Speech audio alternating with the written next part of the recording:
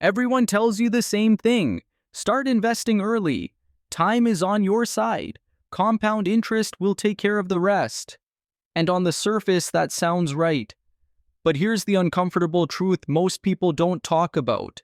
Statistically, starting early is exactly how most people lose money. Not because they're lazy, not because they're stupid, and not because they didn't watch enough YouTube videos. They lose because they started investing before they were actually ready to invest. If you're under 30, you've probably already felt this. You open an investing app, you put in a few $1,000s, the market moves against you, and suddenly that long-term mindset disappears. A 10% drop doesn't feel like volatility. It feels like a mistake. A 20% drop doesn't feel temporary. It feels personal. And that's the part nobody warns you about. When your capital is small, every fluctuation hits harder. Every loss feels bigger than it is. Every decision carries emotional weight that has nothing to do with logic.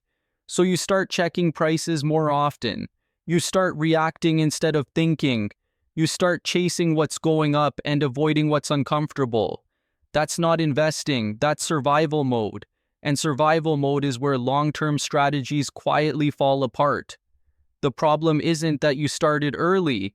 The problem is that you started early in the wrong position with the wrong expectations, the wrong margin for error, and a brain that hasn't yet learned the difference between risk and noise. Before we talk about how people under 30 should invest, we need to talk about why so many of them fail first. Because if you don't understand that starting early doesn't give you an advantage, it gives you a head start, straight into the wrong game. Here's the part that makes this uncomfortable. Most people under 30 don't fail at investing because they don't know enough. They fail even though they know more than any generation before them. They've watched the videos. They understand diversification. They've heard about long-term thinking and compound interest. Knowledge isn't the missing piece. Position is. When you're under 30, you're usually investing from a fragile place. Your income is still forming. Your savings are thin. Your margin for error is almost non-existent. That changes how every decision feels. A strategy that looks perfectly reasonable on paper feels very different when you don't have much room to absorb mistakes. This is why data from major investment firms consistently shows something strange. Investors who trade more, who react more, tend to earn less over time. Not because they're less intelligent, but because pressure forces action. When your financial position is tight, patience becomes expensive. Waiting feels risky. Doing nothing feels irresponsible. So people act. They rebalance too often. They sell at the wrong time. They chase what just went up because standing still feels worse than being wrong. And over time, that behavior quietly erodes returns. This is the mistake most people make. They assume investing success is about having better information. But it's not. It's about having enough stability that you don't need to act just to feel safe. Before 30, most people simply aren't there yet. And that's not a personal failure. It's a structural one. You're trying to play a long-term game from a short-term position. Until that gap is addressed, no amount of knowledge will save you. Let's talk about capital, not in theory, in real life. According to Federal Reserve data, the median net worth of Americans under 30 is under $40,000. That's not liquid cash. That's everything combined. So when someone in their 20s invests $5,000 or $10,000, they're not just investing money, they're investing a meaningful percentage of their entire financial world. Now think about what happens next. The market drops 10%. On paper, that's normal volatility, historically expected, not even remarkable. But emotionally, it doesn't feel normal at all. A 10% drop doesn't feel like noise. It feels like you did something wrong.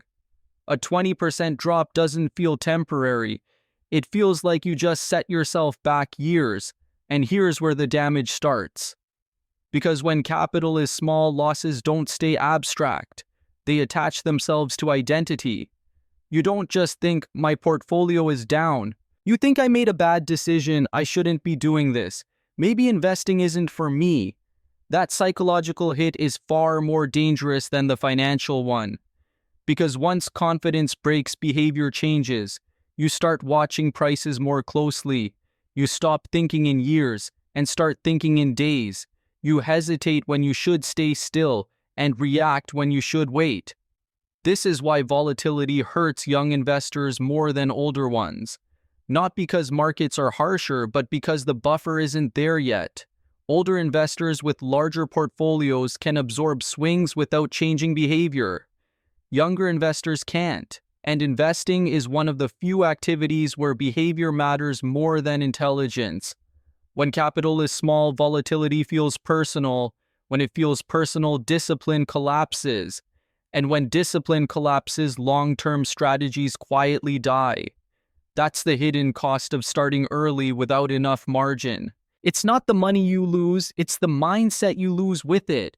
There's another factor that quietly sabotages young investors, and it has nothing to do with intelligence.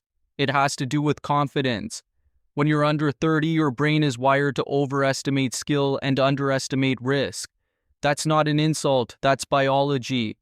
You haven't lived through enough full market cycles yet to feel how unpredictable outcomes really are. So when something works early on, your brain doesn't say, "That was a favorable environment," it says, "I'm good at this." Early wins are dangerous for that reason. They don't teach patience. They don't teach risk management. They teach identity. You start believing your results are the product of insight, not timing or luck. And when the market turns, as it always does, losses are interpreted very differently. Losses aren't feedback. They're dismissed as bad luck. This creates a broken learning loop. Wins reinforce confidence. Losses don't correct behavior. Behavioral finance research makes this pattern clear.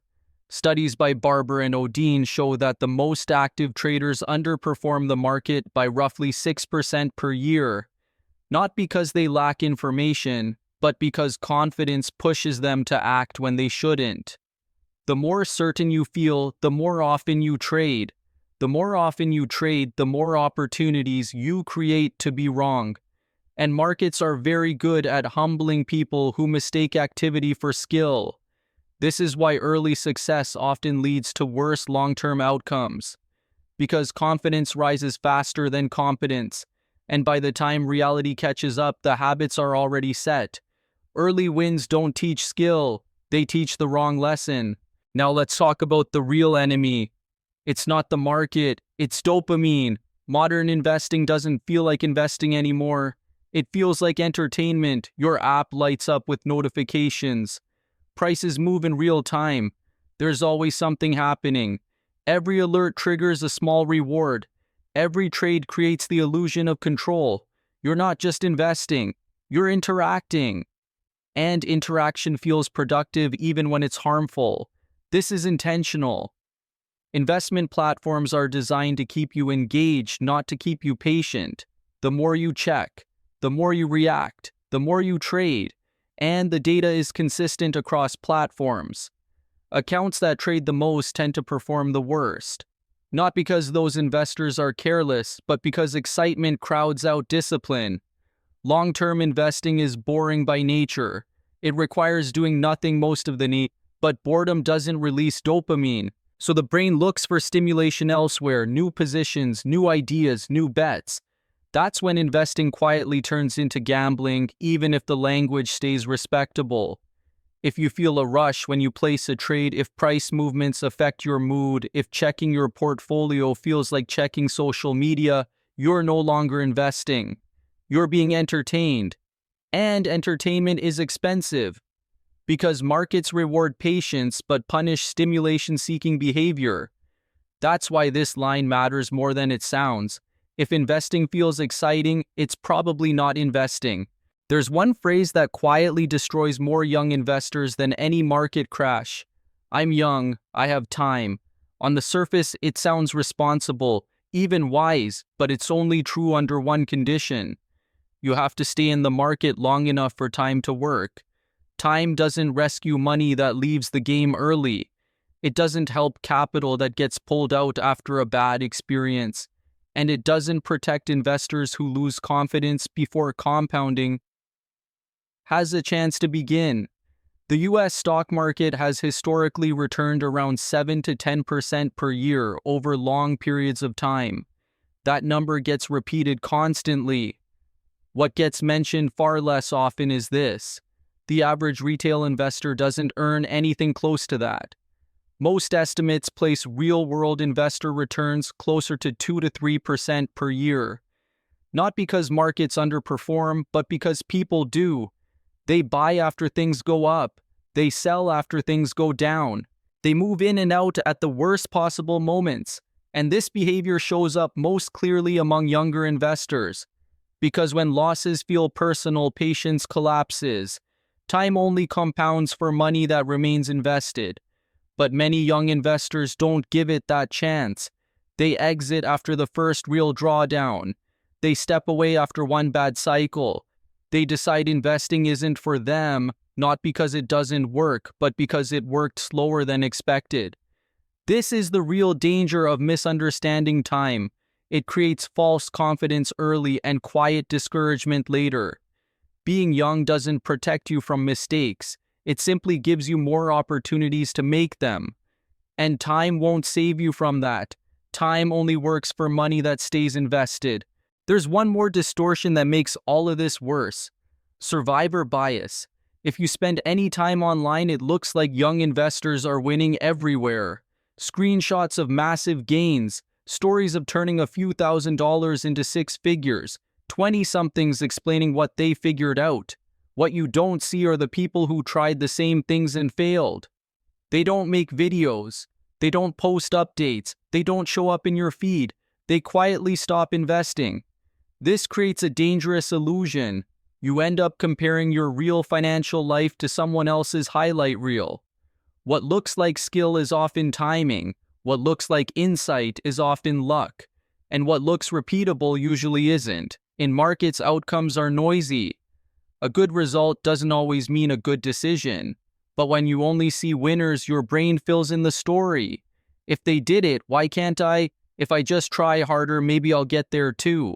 That pressure pushes people to take risks they don't understand with money they can't afford to lose.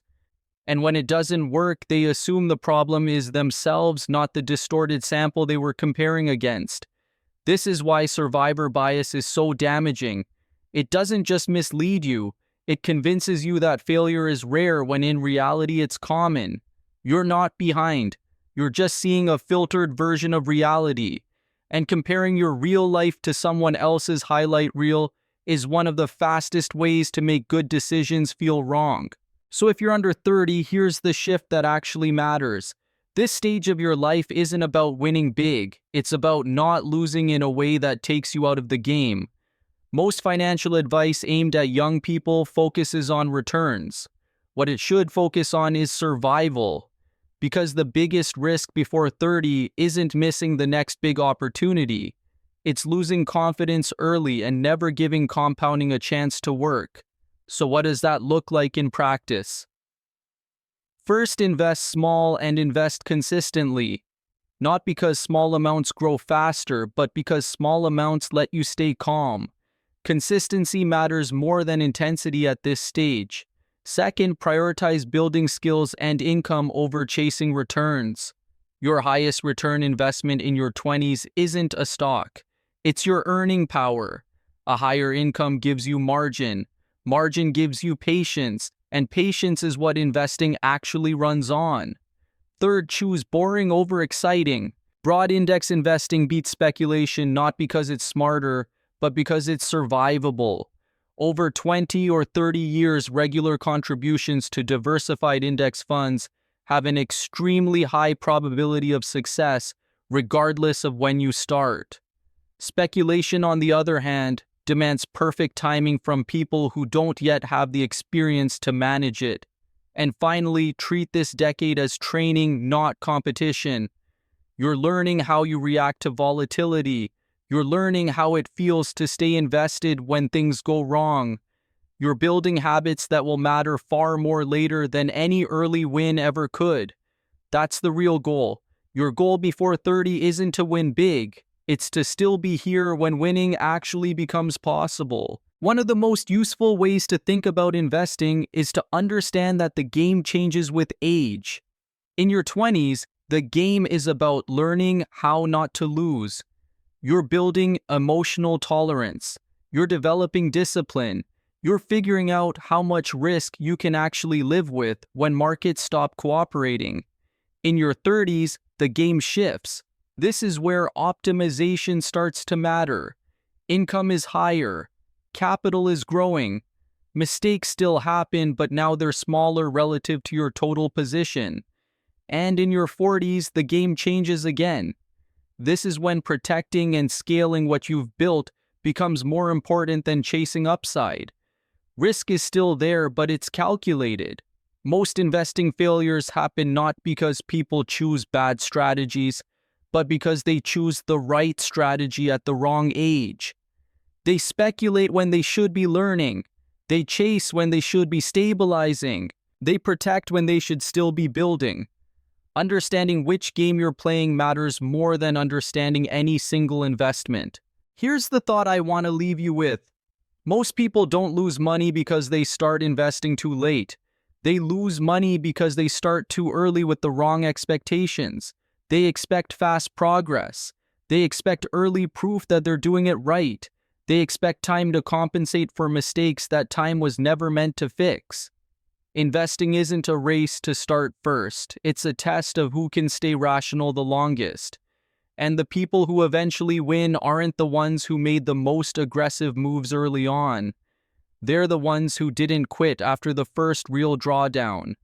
They're the ones who built margin before ambition, who learned patience before leverage, who survived long enough to let probability work in their favor. So let me ask you something, and I genuinely want to hear your answer. What's one investing decision you made early on that taught you a lesson the hard way? Drop it in the comments. Not to impress anyone, but to help someone else realize they're not alone in this. If this video shifted how you think about investing even a little, that's the real win. Because clarity beats confidence, and staying in the game beats starting early every single time.